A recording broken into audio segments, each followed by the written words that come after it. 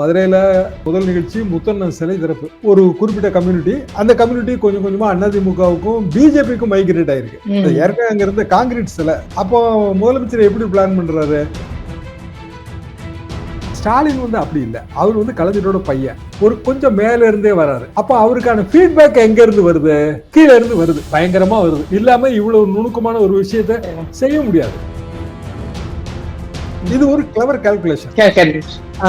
85% எதிர்ப்பு, அந்த எதிர்ப்புக்குள்ள நம்ம எதிர்ப்பும் அடக்கம், நம்ம ஆதரவும் அடக்கம். அப்ப 85% நம்ம அட்ராக்ட் பண்ணணும். அதுக்கு பங்கு போடுற மாதிரி யாராவது வந்தா அது கோமாளியாச்சு.